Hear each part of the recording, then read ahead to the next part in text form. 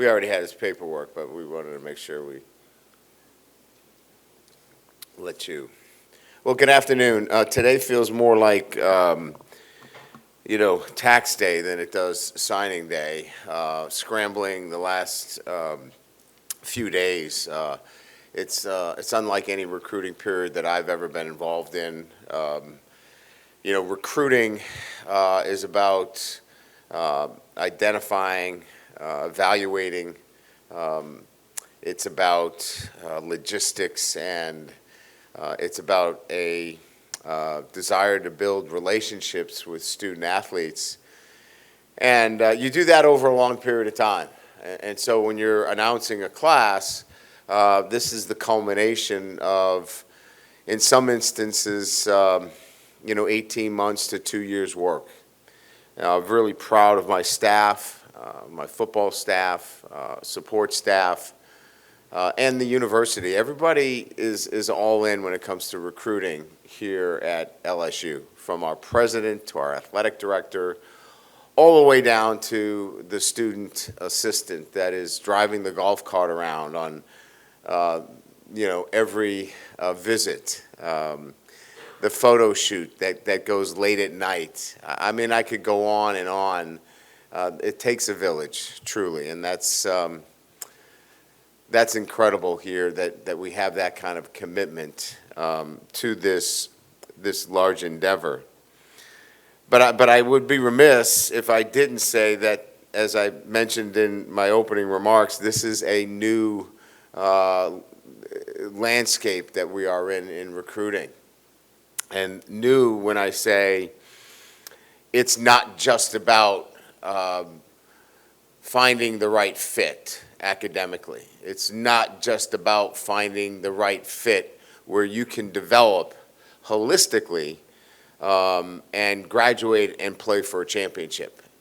It's about what the most money I can get. And that's unfortunate. But it's the world we live in. And you have to be able to adapt, and you have to be able to realign and be prepared. We have a class that is going to be represented in, somewhere near 24, 25. There is still more that we think that is going to be added to this class in terms of freshmen. But many of those were committed prior to their senior year and stayed committed to us. 9 out of 10 of them. We did lose a few of them, and it wasn't because we didn't recruit those players and offered them the opportunity to develop here holistically in all the areas that I just mentioned. But we are in a new world, and so we had to pivot, realign, and find how we could best continue to build this class.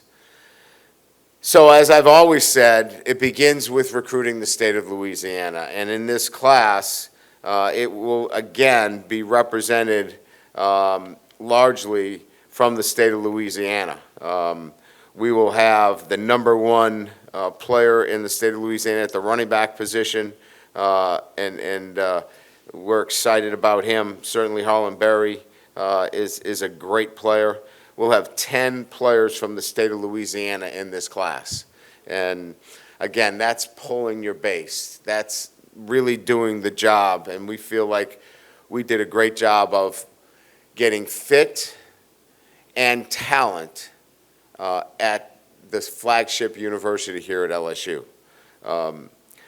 Certainly across the board, we want to stay in this footprint. So you're going to see players from Texas and Georgia and Florida, Tennessee, Arkansas, Mississippi, and we went up to Indiana and got a player from the Midwest as well. So I think overall this is the finest class that I have signed.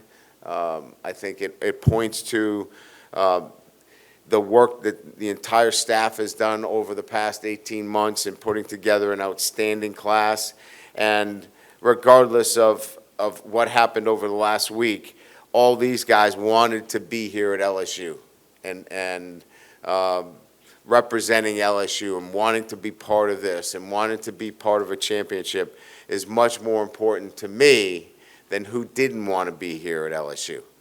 And that's what I'm going to talk about today. So, again, many, many thank yous to the number of people on my staff and at the university that were tireless in their work in recruiting, and certainly the university in itself and our president who was part of this, and Scott Woodward, J.R. Belton, who is our heads up our recruiting team, Austin Thomas, Frank Wilson, key players in this entire recruiting effort. I want to thank them as well. So each player in particular, I'd like to just give a little bit of a quick synopsis on each one, and then we'll get to questions. But I'll start with alphabetical. Aiden Anding out of Ruston High School, we see as an elite corner and also a specialist from Ruston. As you know, championship level football program.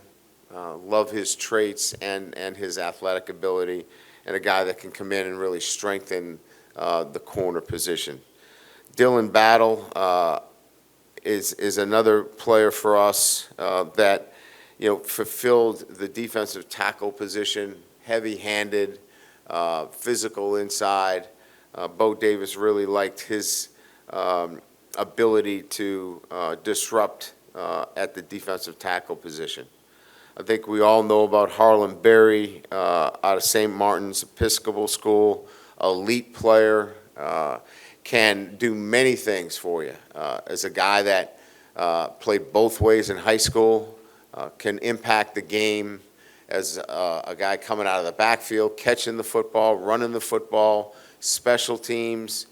He was a lead on defense. This is an elite player that can impact our roster right away. Brett Bordelon, we know his brother is here. Brett is an outstanding offensive lineman out of Newman High School. We're excited to get to work with him. Physically strong, mature to come in right away and apply that physicality on the offensive line, which we desperately need, and has great flexibility. Could play guard, could play center. Jaden Breaker, we think, is emerging as a star linebacker. I mean, his ascent has been quick and mediocre. It's been that kind of player that has jumped off the page in terms of his status. Really just love the way he plays. He's fast, he's physical, he diagnoses extremely well, and he plays the position with great length. He's 6'3", 217 pounds. That's the kind of body frame we're looking for, with our outside backers. He's going to be, from our standpoint, a great fit here. Jacob Bradford, the more you watch Jacob Bradford, you see his physicality on the field. He plays a physical brand of football. He can line up at the corner position, the slot position, the safety position. Love his versatility, but more importantly, love the way he plays the game. Brandon Brown, another defensive tackle for us, somebody that Bo has had his eyes on for a number of years. Another guy, but love his quickness. A little bit of a different player than Dylan. Quick first step. More like first step quickness like JVR Suggs. Really love his ability to pass rush, but a good presence inside as well. But love his physicality, but his quickness really jumps off the film. Carius Kern, physically imposing, 6'4", 330 pounds. One of the stronger offensive linemen that I've recruited in some time. He is physically strong. At the point of attack, he dominates his opponents. If you just turn on his film, he absolutely dominates his opponent. He is physically ready to play in the SEC right now. We'll have to see how the other things come together, but he is physically ready to play. He's a special player. Teron Francis is just ascending each and every game that he plays. Loved his film over the last couple of weeks, making plays and playing fast and free. And excited about another Edna Carr player in our program. They've done nothing but excel here at LSU. CJ, Jim Coley, very versatile athlete, extremely physical athlete at the safety position. And you can see by his size, he's 6'3", 212 to 215 pounds. This is a guy that can play close to the line of scrimmage, but he's athletic enough that can play off the hash. So we've got a really interesting prospect here in terms of a freshman coming in that is probably going to get bigger. And look, he's going to put himself in a position to succeed with us. J.D. LaFleur, obviously, is a legacy player for us. His dad played here. I think many know that.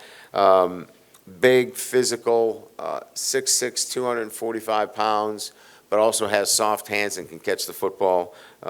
Again, I think he gives us that big presence that we wanted from an inline player, but certainly can catch the football for us as well. J.T. Lindsey might be one of the hottest players in the country, especially at the running back position. He continues to show himself as his team just keeps moving through the playoffs now into the semifinals. I think it's the semifinals, isn't it? Yeah, they're in the semis. Just has had an incredible year, and he is an electric back. We welcome him into our backfield, and we have somebody that we're so excited about, and he's had an incredible year. Walter Mathis, another outstanding defensive tackle out of Calvary Day School, very coveted player throughout the country. Love his physicality, love his motor. Every play is, for him, just the way he has put forth the effort in every single play. Love the way he plays the game. Tyler Miller, very talented offensive lineman, the best one in Mississippi. Gives us the versatility with a big physical offensive lineman. Could play tackle, could play guard. Really love his feet, the way he bends, and will be a great addition. Keelan Moses, locally, obviously battled some injuries this year, but an extremely gifted player. A guy that could play either side of the ball. He'll fit in very nicely in Blake Baker's linebacker room. Great character, and we just think he's a great fit for us here at LSU. DJ Pickett, arguably the number one corner in the country. I don't even know if it's an argument. We believe he's hands down the best corner in the country. Incredible length at 6'4", 180 pounds.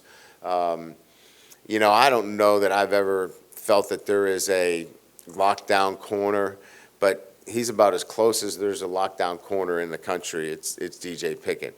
And his offensive film might be as good, if not better, if you've ever watched him. So this is an elite player that we're excited to have in our roster. Charles Ross II, again, the superlatives are such that not only does he get the game of football and have great awareness where he plays, he is one of the fastest linebackers, if not the fastest linebacker in the country. And that's proven by what he's done in track and field.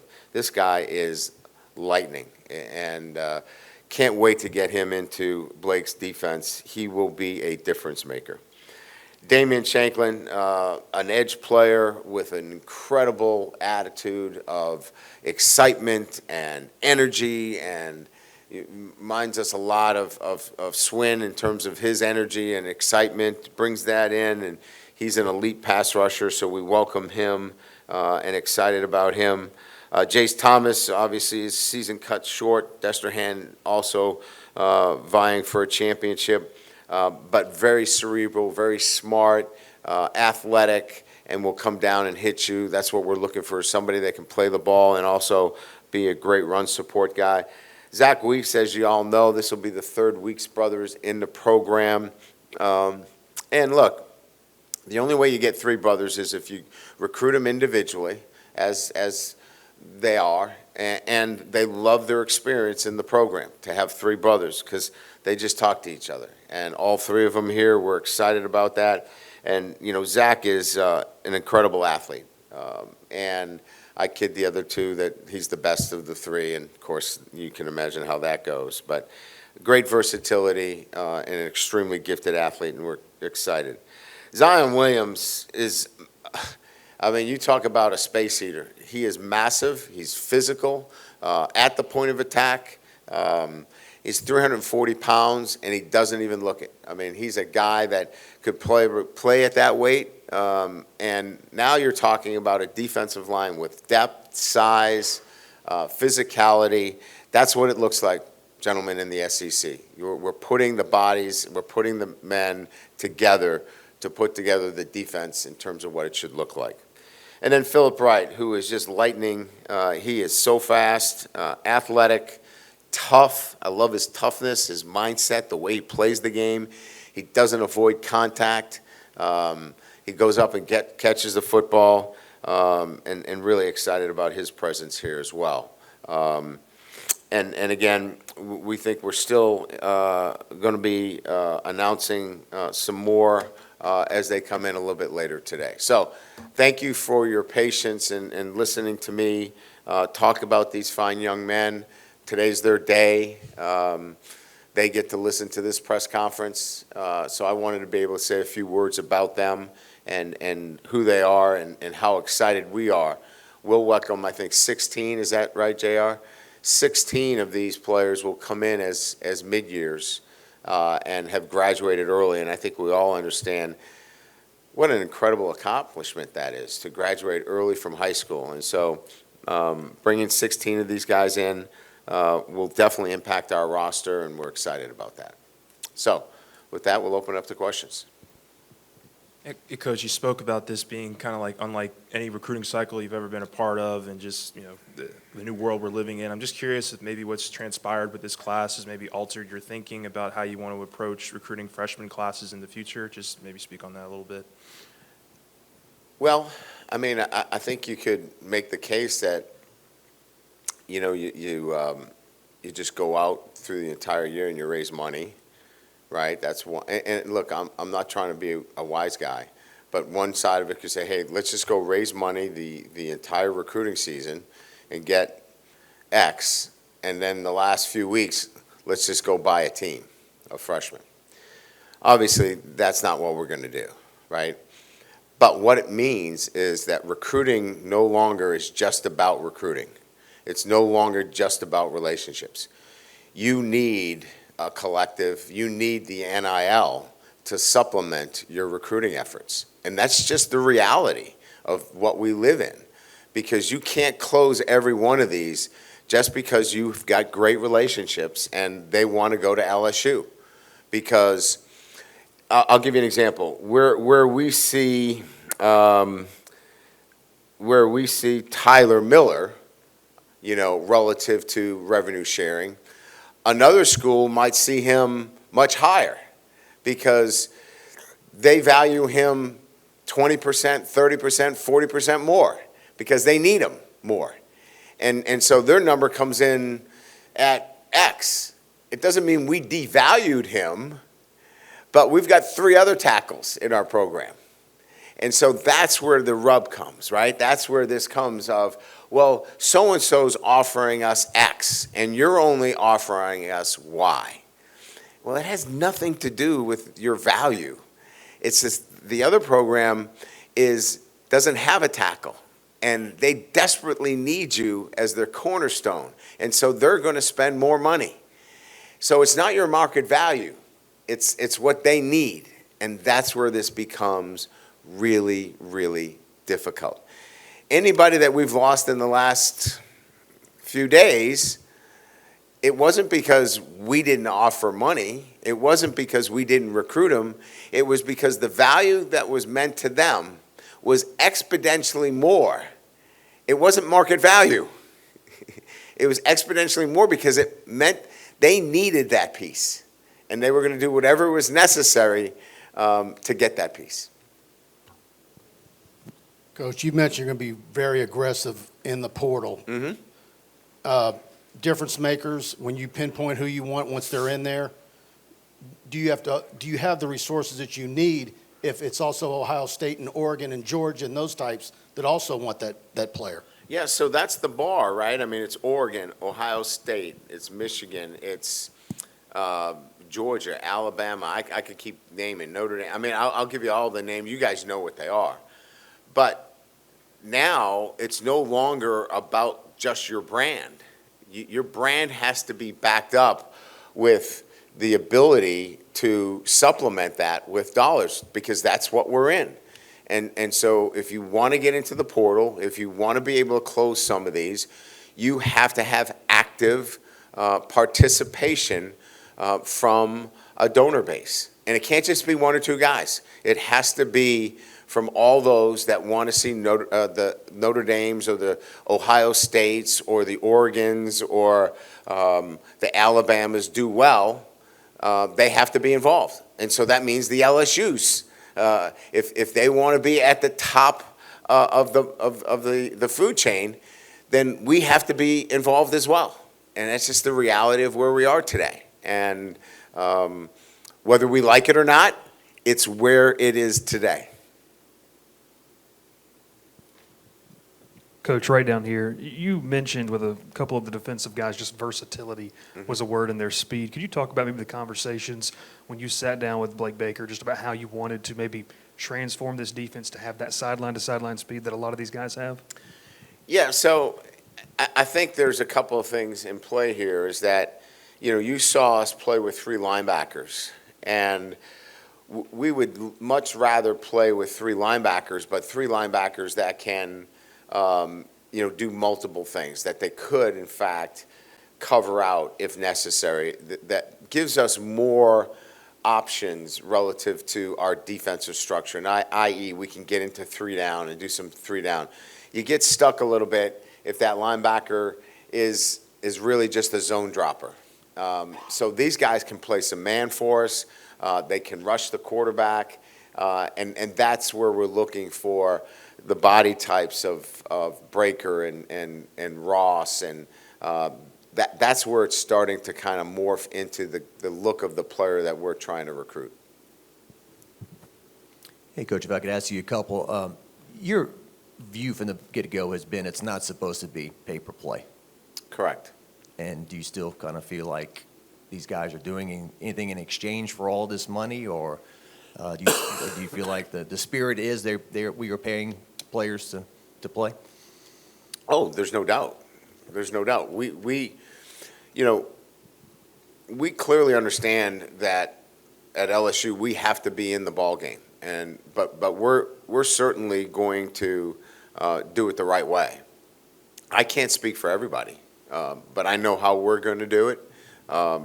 But look, the incentives that are out there for players to go to XYZ schools to meet that brand kind of platform, they would have to do a lot of things. And maybe they are. I'm not researching them.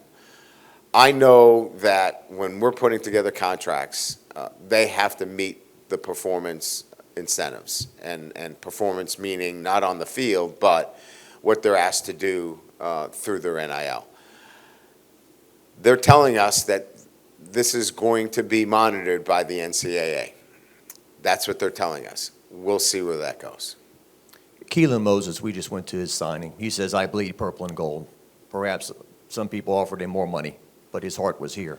Is that more important these days, the local kids in Louisiana that you can build this roster with who maybe have that sentimental attachment to LSU? Yeah, and you don't have to take the hometown discount. I mean, you can bleed purple and gold and don't take the hometown discount, because you can be featured in so many other things. You talk about name, image, and likeness. We've got a billionaire right here in the city. We've got multimillionaires right here in the city that are very anxious and very willing to feature those young men and women we've seen prominently in marketing campaigns. We've got Fortune 500 opportunities in not very far from here. So, staying in state the the ability for a kid from this state to capitalize on his brand is so much greater than if he goes somewhere else. And Keelan recognized that, and being from Baton Rouge, how he can use his brand here and really capitalize financially. Right, when you look at this class, who do you think maybe has the physical, and you also often talk about emotional maturity to maybe play early next year? Well, I mentioned Carius Kern. I mean, I felt like physically he might be one of the strongest players that I've recruited at the position in a long time. He has that kind of physical characteristics. I would say Zion Williams is big and physical, a guy that you could plug in immediately. Those are big physical guys. You know, I'd say just because of his length, you know, DJ Pickett, you know, and his pedigree is a guy that could come in right away. You know, again, you know, Bordelon is physically as strong as some of the offensive linemen we have. Those are guys physically that can do it. Now, who are the guys that can make the transition that have the physical tools to do it? You know, now you're talking about Harlan Berry, right? You're talking about Philip Wright. You're talking about skill guys. Can they make that flip and transition? Because they certainly have the skill to do it. But the big physical guys, I would lean on Kern, Bordelon, Zion Williams. Those are guys that physically are ready. I know whenever you recruit guys and you watch film and you know about them and everything, but when they visit, you see them for the first time. I'm just curious your reaction the first time you saw DJ Pickett. Yeah, I was surprised by his length. I mean, people were saying 6'4", and you know how that goes, right? You're saying 6'4". I'm like, he's not 6'4". He's not going to be 6'4". He's 6'4". And so I think that at first was a surprise for me that he was actually, you know, watching a guy on film move that way was what really surprised me about him. And then just his engagement with people. I mean, I loved the way he engaged our players, our staff, and never has he been this five-star disconnected guy. Like, hey, I've arrived. You know, he has been humble. He has been not about himself. He's been about wanting to develop to be the best version of DJ Pickett. And that's why we were in his camp, and we're going to do anything possible to make sure he signed here today, which he did, because we loved the fact that he was humble in all that he was being told about himself. And that's what stood out. Coach, you mentioned market value and you need active participants from a donor base, not just two or three guys. Brand name has to be back with dollars. That was all true 2 years ago, right? I think what you're saying is that it's just multiplying and just getting more complicated. Yeah, we really didn't have this kind of across-the-board commitment to the financial end of it the way we do now. Schools in the AAC, schools across the country are involved in this as well now. I mean, so you can imagine, you know, some of our guys, they're not only getting hit by SEC and Big Ten schools, but they become the number one priority for the best school in, you know, the Big 12 or the AAC or Conference USA. And the numbers are crazy because that becomes, you know, their five-star, if you will. So now it's across the board. And sometimes you got to listen to it and it makes recruiting even more difficult because of that. Two questions, I think. One real quick. Do you have a number in mind, how many high school players and transfers you'd like to arrive at by the end, or you have to see which of your current players are going to be back? Well, we're going to welcome over 25 freshmen into this class. I mean, it could go as high as 27, but at least 25 freshmen. So you're going to have 25 freshmen, and then, you know, we have room probably for another dozen in the program, and so, you know, if you're talking about total numbers, you could be between 35 and 37 additions to the program in January. So let's say 25 freshmen, and again, don't hold me exactly to the number, but 25 freshmen and 12 from the transfer portal. And you told me once that in this environment, you have to look for where you can find advantages in the chaos. I can imagine there's no coach who likes this whole situation, but do you still feel that way? Do you still feel like you can play, there are things that you can play to your advantage, and if so, how? Well, I think what you have to be is thinking about how you can get ahead of revenue share. How do you, for example, you know, how do you retain the players on your team and maximize April's revenue share so that, you know, when you get to April, right, and you start to share that revenue piece, let's say it's $13 million, just for a number, right? Say it's $13.5 million. How do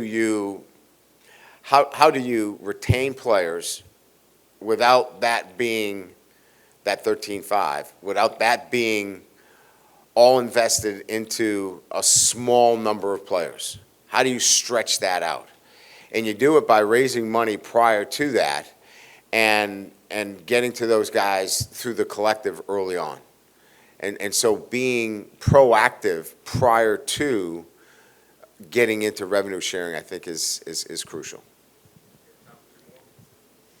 Hey, Coach. Hey. With boasting such an impressive class, what is your message directly to the fans that may be disappointed in the decommitments that transpired and some of the players that are planning to enter the transfer portal? Well, I mean, look, if you're a fan, you got to look at this as the glass half full or is it half empty? This is an outstanding class. Would we have wanted all the guys? Yeah, we fought hard for all those guys. But I think I laid a pretty good message out to what this recruiting is all about. And those two guys loved LSU. They didn't have much of a choice. And so we're out there fighting and recruiting and putting together a great class, and all these kids wanted to be here. They wanted to be part of LSU because they see something, they felt something that was clear to them. And what was clear to them that this is going to be a championship program, and they want to be part of it. So the message is really clear. In back-to-back years, we've been able to put together elite classes. And we feel like the student athletes know that. They talk to each other. They sense that. And so our fans need to know that. And what finishes it off is that we need to get continued support from our donor base so we can now continue to augment the roster through the transfer portal, which is the other way of building your roster now in this new world that we live in. If we do that, the glass is certainly half full. Right here, Coach, you mentioned donor base, and then you mentioned a little bit just on the university side of things. Can you talk about just maybe the shift in the alignment? That's a word that's used a lot just from when you first got here, and maybe some of the things that have maybe changed that you can share about from then to now. Well, I would say it started as, and I don't think LSU's different. I think LSU probably was similar to most, not all, but most. I don't want to give to NIL. I don't want to pay players. I don't want my money to go to, a player. I want it to go to something different. So I think early on it was education, right? It was educating the donors about what the landscape was of college football and making them understand what a collective was and making them understand what recruiting is, like I've just laid out to you, that we're going to recruit, we're going to put in the time, we're going to get the right young men that want to graduate, that want to play for championships, but we also have to be able to provide them with the NIL resources through our collective so they actually come here, because other schools are going to do the same. So if you want to be in the big poker game, this is what the ante is. And that was educational for our group. And not just LSU, all across the country. I think we've gotten through to that. Now, we still have donors that say, I'm not giving to that. I get it. But we are still in the big poker game. And so we still have to be able to go out and say, we need support so we can continue to build our roster. Because you can't do it playing 5 freshmen and 2 sophomores like we did on Saturday night. You have to be able to play mature players as well. And that's the mix. Good. Thank you very much. Appreciate your time.